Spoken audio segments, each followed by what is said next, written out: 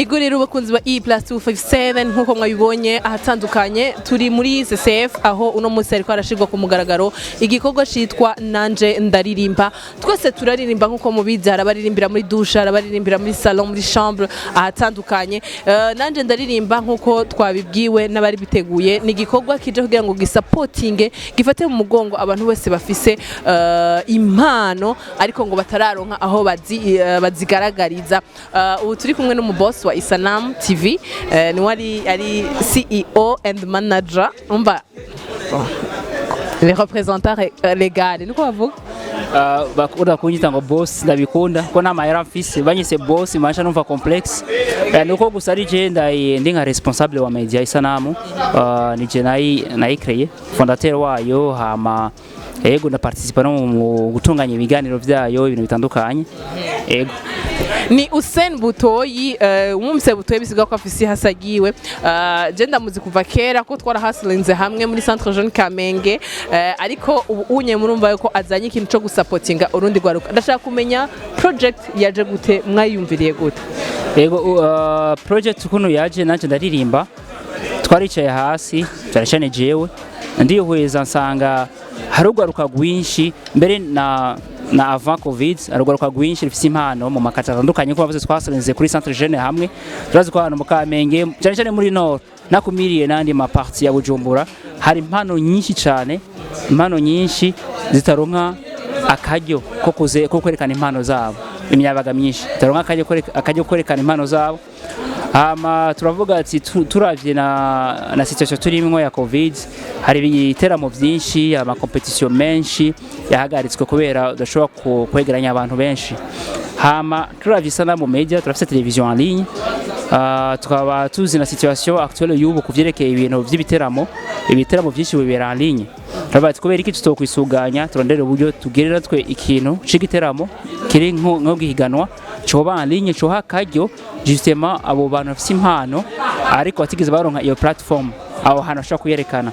Amacha turandika umugambi projet yitwa nanje ndaririmba, bumva ishobora kwegeranya abo bantu bose, iyo miyabaga, abantu bari muri amakartier, bari ruguru ahantu hose mu Burundi batararonka ako karyo no kuronka akaryo gukurikiranwa professionnellement kugira ngo biteze imbere. Ndibaza ko mwabonye kuri jury cyangwa coaching ko ari abantu basanzwe bafise experience muri uwo mwuga wo kuririmba, tubona ko barinze turonka abakandida biyandikisha bashobora gukurikiranwa mu mpano zabo, ko umwaka kubera ndibaza abantu benshi nibatahuye neza abantu bazokurikirana mu mwaka wose. Abantu batatu nibo bakandida batatu nibo bazoronka ubushimwe mva amafaranga, ariko mukandida azobo wa mbere nibo bazoronka ako kajyo gukurikiranwa umwaka wose. Twazomufasha kumusohorera indirimbo 5 hamwe n'amasanamu y'indirimbo 3 muri izo ndirimbo 5, kandi ziri ku rwego rwo hejuru. Abajati kalitizo bimeze gute nibyo turadetermina ngo studio zosohora izo ndirimbo ni aho dushaka ko uwo muntu umwaka uheze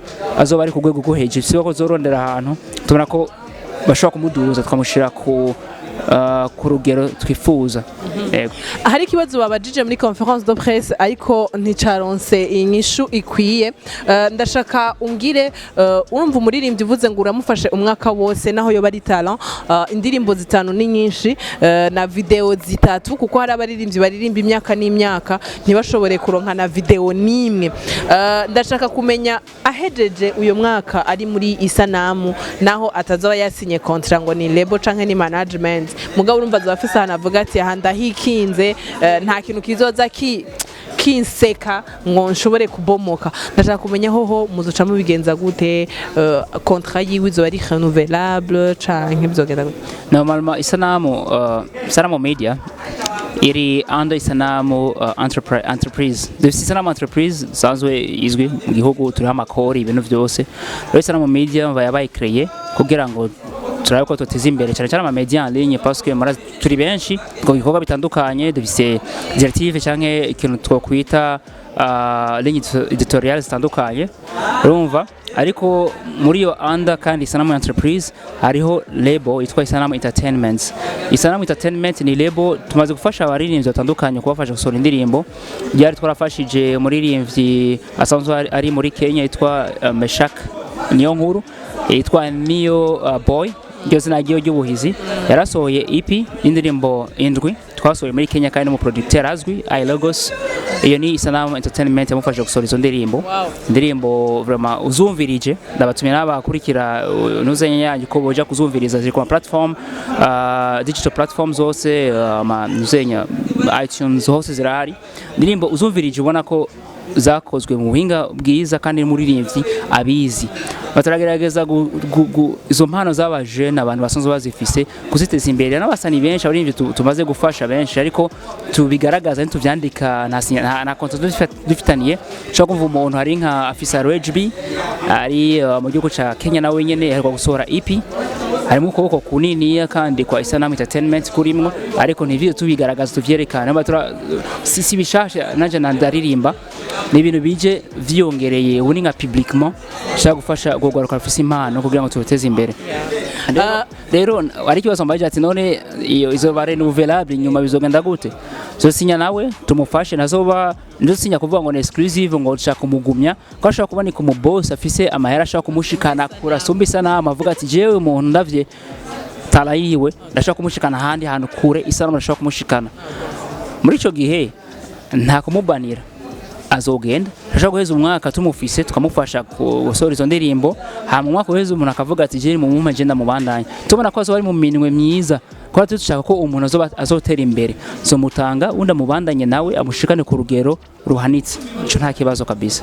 Harakunze kwibonekeza abantu bameze nkamwe bavuga bati turafasha umuririmbyi ikiringo c'umwaka ikiringo c'amezi ibintu nk'ivyo hama bamara kumurekura vya bintu byose bamukorera bakavuga bati no izi ni product zacu aho naho ndashaka kumenya mbega nimwarekana n'uyo muririmbyi mbega nimwamukorera izo ndirimbo zizoja kuri Isanamu zizoja mu account ya Isanamu canke niyagenda azogenda bitwaye aho ndashaka kumenya ingene bizoca bigenda.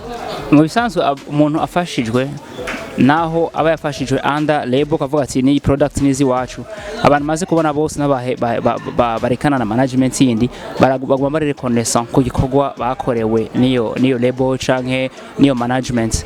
Rero ndibaza twebwe nkuko nabivuze intumbero yacu sovuga ko dushaka individuellement canke nka entreprise nk'Isanamu ngo yo itera imbere dushaka gufasha ugwaruka dushaka gufasha abo bantu bafite izo mpano ko batera imbere kandi nta exigence nta critère canke ama reglement azoba hari ashobora gutuma uwo muntu tumufata nkuko ya partner cyane kuri twebwe nayivuze ati uzoza afise uburyo budeni azamufata azogenda nta kibazo.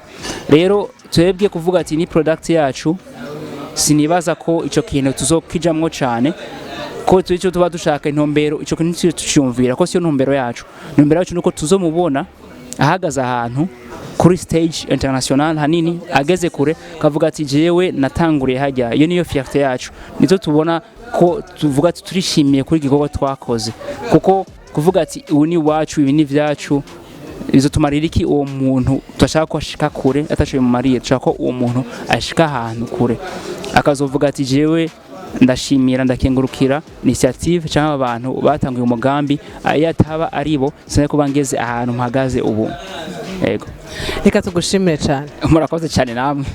Ndabibutsa yuko mushoboye kwiyandikisha mwebwe mwese mufise impano mushoboye kwiyandikisha kuri Facebook na Instagram za handitswe Isanamu Media niyo username hama ukata ushitse harya utuja inbox urabona ingene ushoboye kwiyandikisha byose ntibigoye wandika izina ukandika imyaka yawe ukandika aho uvuka hama ukandika nico ukora ndibaza wumva uvuga uti I am musician hama uhejeje kwandika ibyo ukacurungika preselection ni mu misi mikeya gusa bazaba bakwandikiye ati ingo rero muri preselection hama kugira ngo bashobore kubona yuko ufise ubushobozi bwo kubandanya. Reka tubashimire cyane mwebwe mwese mubandanye mukurikirana ibiganiro vya E+257 musubire gukora subscribe kugira ngo tubandanye turyoherwa hamwe hama like comment na share.